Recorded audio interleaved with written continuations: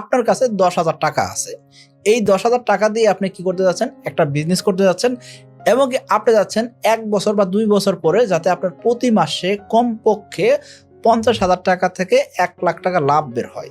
অর্থাৎ আজকে আপনি ছোট করে শুরু করলেন, কিন্তু আপনার স্বপ্নটা বড়। আপনি চাইতেছেন কি আগামী 1 থেকে 2 বছর পরে আপনার যাতে প্রতি মাসে প্রফিট হয় 50 থেকে 60,000 টাকা বা 1 লক্ষ টাকা। অর্থাৎ আপনি যাচ্ছেন ছোট করে শুরু করতে এবং কি এখান থেকে শিখতে যাচ্ছেন। আমি বলবো আপনাকে শেখার জন্য ছোট করে শুরু করাটাই সবচেয়ে ভালো। এখন প্রশ্ন হলো যে এই 10,000 টাকা দিয়ে আপনি কোন কোন উপায়ে আয় করতে পারবেন। সেজন্য আমি আপনাকে 4টা আইডিয়া দিব। এই 4টা আইডিয়ার যে কোনো একটা আইডিয়া নিয়ে যদি আপনি কাজ করেন, সেই ক্ষেত্রে এই 10,000 টাকা দিয়ে আপনি একটা ব্যবসা শুরু করতে পারবেন। তো চলুন শুরু করা যাক। অনেক উদ্যোক্তা ভাইয়ের রেগুলার একটা প্রশ্ন, আমি 10,000 টাকা দিয়ে একটা ব্যবসা শুরু করব, কোন ধরনের ব্যবসা করব, কোন প্রোডাক্ট নিয়ে ব্যবসা করব এবং কি এই যে আমি ব্যবসাটা করব সেটা কি আদৌ সাস্টেনেবল হবে কিনা, অর্থাৎ লং টার্মে ব্যবসা করা যাবে কিনা। এই প্রশ্নটা যখন থাকে, এই ক্ষেত্রে আমি আপনাকে বলবো আপনি অবশ্যই যে কোনো একটা ব্যবসা করার আগে আপনার যে হোয়াই, ব্যবসা করার কারণটা কি সেটা আগে ক্লিয়ার হবেন। আপনি আসলে টাকা উপার্জনের জন্য আসছেন, নাকি আপনি সাস্টেনেবল ব্যবসা করতে আসছেন, নাকি বিভিন্ন জন থেকে শুনছেন যে ব্যবসা করলে বড় হওয়া যায়, সেই জায়গা থেকে ব্যবসা করতে আসছেন। এই যে ব্যবসা কেন করতে আসতেছেন, সেই ব্যবসা করার পারপাসটা আপনার ক্লিয়ার হইতে হবে। যদি এখানে ক্লিয়ার হইতে পারেন, তারপর আসতেছে কি প্রোডাক্ট নিয়ে কাজ করবেন এবং কি সেই প্রোডাক্টটা মার্কেটে সাস্টেনেবল হবে কিনা, সেই জিনিসটা আমরা আগে চেক করব। তারপর আমরা ব্যবসা শুরু করব। এই ক্ষেত্রে আমি আপনাকে বলবো, যে কোনো একটা ব্যবসা যখন শুরু করতেছেন তখন 2টা জিনিস সচরাচর হয়ে থাকে। এক নম্বর হলো, হয় আমি নিজে প্রোডাক্ট উৎপাদন করব, অথবা অলরেডি এই প্রোডাক্টটা মার্কেটে আছে। এই ধরনের প্রোডাক্টই আমরা সচরাচর মার্কেটে দেখে থাকি। প্রোডাক্টের বাইরে আরেকটা ব্যবসা আছে, সেটা কি সার্ভিস ওরিয়েন্টেড ব্যবসা। অর্থাৎ আমি কোনো জায়গায় সার্ভিস দিব আর সার্ভিসের বিনিময়ে আমি কি পাবো? টাকা পাবো, তাই না? এই যে সার্ভিস রিলেটেড যে বিজনেসগুলো, এই বিজনেসের সবচেয়ে মজার বিষয় কি, এখানে ইনভেস্টমেন্ট লাগে কম। সো আমরা চাইলে কিন্তু সার্ভিস ওরিয়েন্টেড বিজনেসও করতে পারি, তবে আমরা প্রোডাক্ট ওরিয়েন্টেড বিজনেসও করতে পারি। সেই সম্পর্কে আজকে আমরা ধারণা দেওয়ার চেষ্টা করবো। 4টা আইডিয়া দিব, এই 4টা আইডিয়ার যে কোনো একটা আইডিয়া নিয়ে আপনি কাজ করতে পারেন।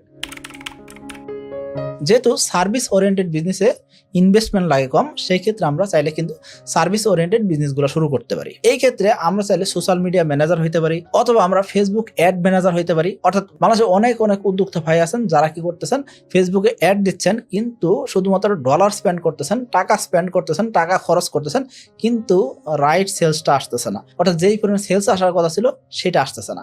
এই জায়গায় যদি আপনি প্রপারলি জেনে বুঝে যদি সার্ভিসটা দিতে পারেন, সেক্ষেত্রে দেখবেন কি ভালো একটা প্রফিট জেনারেট করতে পারতেছেন। অর্থাৎ আপনি এই জায়গায় জাস্ট খালি কেমনে ফেসবুক অ্যাড রান করতে হয় এবং কি প্রপার সেলস নিয়ে আসতে হয় সেটা যদি আপনি জানতে পারেন, এখানে এইলো আপনার ব্যবসাটা হয়ে যাবে। কারণ কি, যেসব কন্টেন্ট ক্রিয়েটর ভাইরা ব্যবসায় আসছেন, অ্যাকচুয়ালি তারা কিন্তু ব্যবসায়ী নন, তারা আসলে কন্টেন্ট ক্রিয়েটর। আর যারা অ্যাকচুয়াল ব্যবসায়ী, তারা কিন্তু কন্টেন্ট ক্রিয়েশনে কিন্তু ওই রকম পারদর্শী না। এই জায়গাতে আপনার ব্যবসা করার সুযোগ আছে। সেটা কি, আপনি 2 জায়গায় কাজ করতে পারবেন। যারা কন্টেন্ট ক্রিয়েটর তারা কি করতেছে, কন্টেন্ট রেডি করতেছে ঠিকই, কিন্তু যখন ব্যবসা করতে যাচ্ছে তখন কিন্তু ভালো করতে পারতেছে না। আবার যারা ব্যবসায়ী তারা কন্টেন্ট ক্রিয়েশন করতে পারতেছে না। এই দুইজনেই কিন্তু ব্যবসা করতে আসছেন, কিন্তু প্রপার যে সেলসটা জেনারেট করার কথা ছিল সেই সেলসটা জেনারেট করতে পারে নাই। এই জায়গাতে আপনি কি করতে পারেন, তাদেরকে সার্ভিস দিতে পারেন, তাদের ফেসবুক পেজের অ্যাড রান করে দিবেন এবং কি তাদের প্রপার সেলস নিয়ে এসে দেওয়ার জন্য সর্বোচ্চ কাজ করে দেবেন। এই কাজটা যদি করতে পারেন, সেই ক্ষেত্রে আমি বলবো আপনাকে, জাস্ট আপনি স্কিলটা ডেভেলপ করতে পারলে মোটামুটিভাবে ভালো অ্যামাউন্টের আপনি চার্জ করতে পারবেন। এখন আপনি বলতে পারেন এরকম ক্লায়েন্ট আমি কোথায় পাবো?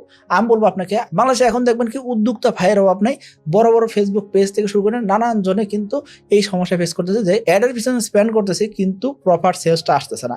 তো তাদের ইমেইলে আপনি নক করেন, তাদের সাথে ফোনে কথা বলার চেষ্টা করেন, অথবা তাদের অফিসে গিয়ে আপনি কি করেন, প্রপোজাল দেন যে আমি কাজ করে দিব, বিনিময়ে আপনাকে আমাকে কিছুই দিবেন না। কারণ কি, প্রথম 1 মাস আপনি আগে আমাকে দেখেন, আমার কাজ দেখেন, যদি সেলস জেনারেট হয় সেই ক্ষেত্রে আপনি কি করেন, পরবর্তী মাস থেকে একটা ছোট করে চার্জ করা শুরু করেন। দেখবেন কি এরকম ভাবে 1-2টা কাস্টমার হওয়ার পরে পরবর্তী সময় আপনার কাস্টমারের অভাব হবে না। কারণ কি, তখন রেফারেলের মাধ্যমে অনেক কাস্টমার পেয়ে যাবেন। যেহেতু আপনি নিজেই জানেন সেলস কেমনে জেনারেট করতে হয়, সেই ক্ষেত্রে তখন আপনার নিজের প্রোডাক্টের সেলস করবেন, কেমনে সেলস করবেন সেটাকে আপনি জানেন না, তো সেটাও কিন্তু আপনি পেয়ে যেতেছেন।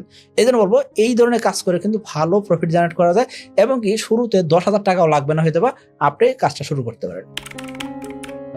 আমরা সার্ভিস রিলেটেড আরো একটা ব্যবসার আইডিয়া দেওয়ার চেষ্টা করতেছি, সেটা কি কর্পোরেট প্রোগ্রাম ম্যানেজার হিসেবে কাজ করতে পারেন। দেখেন আমাদের বেশ কয়েকটি কোম্পানি আছে, এই কোম্পানিগুলো প্রতি বছর কম করে হলেও 2টা বা 5টা প্রোগ্রামের কিন্তু ব্যবস্থা করে থাকে।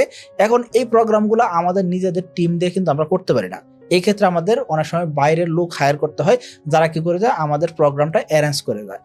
এই ক্ষেত্রে তাদেরকে কম করে হলো 10,000 টাকা এবং কি মোটামুটি 50,000, 60,000, 1 লক্ষ, 2 লক্ষ টাকা পর্যন্ত দিতে হয়। এই ক্ষেত্রে আপনি যদি প্রোগ্রাম ম্যানেজার হিসেবে কাজ করতে পারেন, অর্থাৎ সকল ধরনের কাজকর্ম আপনারা করে দিবেন, একদম স্ট্রেস সাজানো থেকে শুরু করে A to Z আপনারা যদি করতে পারেন, সেই ক্ষেত্রে কিন্তু ভালো একটা ইনকাম জেনারেট করা যায়। এই কাজটা অনেক অর্গানাইজার কোম্পানি করতেছে বর্তমান সময়ে। বাংলাদেশে কিন্তু এরকম অর্গানাইজার কোম্পানির অভাব নাই। সো আপনি যদি এরকম ভালো কর্পোরেট সার্ভিস দিতে পারেন বা ভালোভাবে ডিল করতে জানেন বা ভালোভাবে নেগোশিয়েট করতে পারেন, অবশ্যই আপনি ছোট ছোট কোম্পানি থেকে শুরু করলে একটা সময় বড় লেভেলের কোম্পানিগুলোর সাথে আপনি কিন্তু বিট করতে পারবেন এবং বড় বড় কোম্পানির কাজগুলো করতে পারবেন। এবং কি ছোট অবস্থায় মাত্র 10,000 টাকা দিয়ে আপনি এই কাজগুলো শুরু করতে পারেন। কারণ কি অনেক ছোট ছোট কোম্পানি আছে যারা কি করতে চায়, তাদের 10 জন 20 জন বা 50 জন এমপ্লয়ি নিয়ে তারা হয়তো বা কোনো একটা কফি শপে তারা কি করবে, একটা সেলিব্রেশন করবে বা কোনো একটা মিটিং করবে। এই অ্যারেঞ্জমেন্ট গুলো করে দিতে খুব বেশি একটা খরচ হয় না। সো আমি বলবো আপনাকে ছোট করে আপনি শুরু করতে পারেন। ছোট করে শুরু করলে 2-4টা প্রোগ্রাম করার পরে আস্তে আস্তে দেখবেন কি আপনার একটা ক্যাশ ফ্লো রানিং হয়েছে, তখন আপনি চাইলে কিন্তু এই ব্যবসাগুলোকে এক্সপ্যান্ড করতে পারেন। আমরা সার্ভিস ওরিয়েন্টেড বিজনেসের কথা বললাম, কারণ কি এই ধরনের ব্যবসাতে ইনভেস্টমেন্ট লাগে একেবারে কম। সো আমরা চাইলে শুরু করতে পারি। এখন কথা হলো, যদি আমি সার্ভিস ওরিয়েন্টেড বিজনেস না করি, আমি যদি কি করতে চাই, প্রোডাক্ট ওরিয়েন্টেড বিজনেস করতে চাই, যেগুলো প্রোডাক্ট আমার নিজের স্টকে থাকবে অথবা বাইরে কেউ উৎপাদন করছে সেগুলো আমি নিয়ে এসে বিক্রি করব। অর্থাৎ আমি ফিজিক্যাল প্রোডাক্ট বিক্রি করতে চাই, এটা ডেলিভারি হবে, তারপর কাস্টমারকে টাকা দিবে, অথবা কাস্টমার আগে টাকা দিবে, অথবা কাস্টমার কিছু অ্যাডভান্স করবে, আমি মাল পাঠাবো, কাস্টমার রিসিভ করবে, তারপর আমাকে বাদ বাকি টাকা দিবে। এই যে প্রসেস, অর্থাৎ হলো কি প্রোডাক্ট ওরিয়েন্টেড বিজনেস করবেন। এই প্রোডাক্ট ওরিয়েন্টেড বিজনেস 10,000 টাকাতে শুরু করা যায় কিনা? হ্যাঁ, আপনি চাইলে 10,000 টাকায় প্রোডাক্ট ওরিয়েন্টেড বিজনেস কিন্তু শুরু করতে পারবেন। এই ক্ষেত্রে আমি আপনাকে বলবো, ফেসবুকের মাধ্যমে আপনি প্রোডাক্ট ওরিয়েন্টেড বিজনেসগুলো শুরু করতে পারেন। কারণ কি ফেসবুকে যখনই আপনি ঢুকবেন, কমপক্ষে 2টা বা 5টা অ্যাড দেখে আপনি বের হবেন। অর্থাৎ ফেসবুকে কিন্তু অবশ্যই ভালো একটা সেলস জেনারেট করা যায়। তবে খেয়াল করুন, ফেসবুকে বেশিরভাগ ক্ষেত্রে 200 টাকা, 100 টাকা বা 500 টাকা, 2,000 টাকা বা 5,000 টাকার প্রোডাক্টগুলো বেশিরভাগ বিক্রি হয়ে থাকে। অর্থাৎ অল্প দামে যে প্রোডাক্টগুলো আছে সেই প্রোডাক্টগুলো বিক্রি হয়ে থাকে। তো আপনি চাইলে কি করতে পারেন, বাসায় তৈরি বিভিন্ন ধরনের খাবার বিক্রি করতে পারেন, অথবা ক্যাটারিং সার্ভিস দিতে পারেন, অথবা আপনি চাইলে অন্য কেউ কোনো প্রোডাক্ট উৎপাদন করছে সেই প্রোডাক্টগুলো বিক্রি করতে পারেন। বিশেষ করে দেখবেন কি খেলনা, চশমা, বই, এসব জিনিস কিন্তু অনলাইনে খুব ভালো বিক্রি করা যায় এবং কি ফেসবুকের মাধ্যমে আপনি অ্যাড রান করেও কিন্তু এই ধরনের ব্যবসাগুলো করতে পারেন। আমরা প্রথম যে বিজনেস আইডিয়া দিয়েছিলাম, সেই বিজনেস আইডিয়া এবং কি 3 নাম্বার বিজনেস আইডিয়া যদি একসাথে কোলাবোরেশনলি কাজ করাতে পারেন, সেক্ষেত্রে বলবো যে আপনার কাস্টমার জেনারেট করা খুব একটা কঠিন হবে না এবং কি আপনি চাইলে কিন্তু ভালো একটা প্রফিট জেনারেট করতে পারবেন।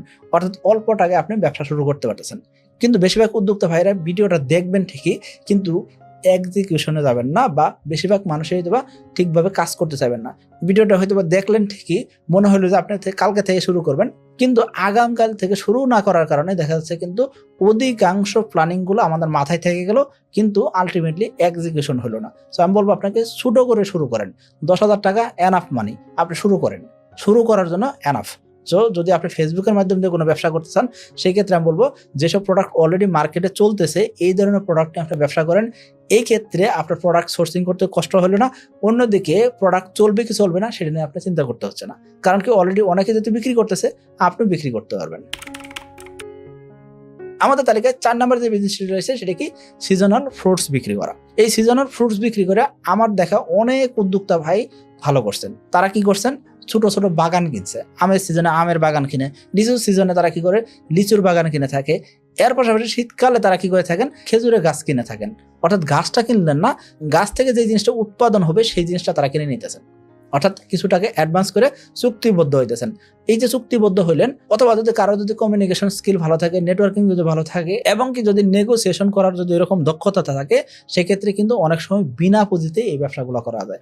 আমি অনেকেরই দেখছি যারা কি করতেছেন, একদম অথেন্টিক খেজুরের গুড় সংগ্রহ করে তারা কি করতেছেন, সারা বাংলাদেশে ডেলিভারি করতেছেন। অনলাইনে বিক্রির মাধ্যম দিয়ে 2 মাস থেকে 4 মাসের ভিতরে ভালো একটা প্রফিট জেনারেট করতেছেন। তো আমি বলবো আপনাকে, আপনি চাইলে কিন্তু এই ব্যবসাগুলো শুরু করতে পারেন। কারণ কি এখানে আপনার নিজের পরিশ্রম বলতে কি আছে, আপনি কন্টেন্টগুলো রেডি করলেন, মানুষের কাছে জানাইলেন এবং কি এখানে মার্কেটিং করলেন, এই খরচটা হয়তো আপনার নিজের হবে।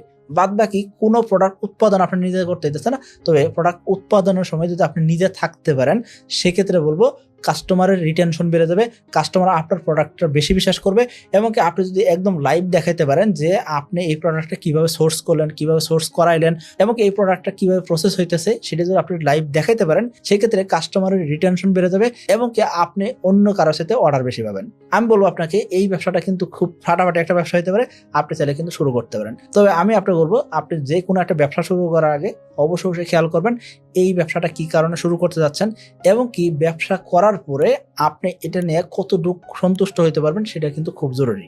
কারণ কি আমরা অনেক সময় দেখা যায় অন্যকে দেখে প্রভাবিত হয়ে আমরা নিজেরা ব্যবসা শুরু করি, তারপর দেখা যাচ্ছে যে ওই মানুষটার সেলস বেশি হলো, আপনার একটু সেলস কম হলো, এই কারণে আমরা মন খারাপ করে ফেলি। আমি বলবো আপনাকে মার্কেটে যতক্ষণ কম্পিটিশন আছে সেখানেই ব্যবসা আছে। সো কম্পিটিটর ব্যবসা করে লাভ বেশি করতেই পারে, এটা অস্বাভাবিক কিছুই না। তবে আমি বলবো আপনাকে কম্পিটিটরকে কিভাবে টেক্কা দেওয়া যাবে, কিভাবে আগানো যায় সেটা আপনার জানা জরুরি। এই জন্য আমি বলবো আপনাকে মার্কেটিং, সেলস এই জিনিসগুলো খুব ভালো করে বুঝতে হবে। এর পাশাপাশি ব্যবসাটাকে একটা ব্র্যান্ডে পরিণত করতে হবে, তাহলে শুধুমাত্র মানুষ আপনাকে ট্রাস্ট করবে, আপনার ব্যবসাটা বড় হবে। তো আশা করি সকলে ভালো থাকবেন, সুস্থ থাকবেন আর ব্যবসা করে বাংলাদেশে আরেকটা আগায় নিয়ে যাবেন।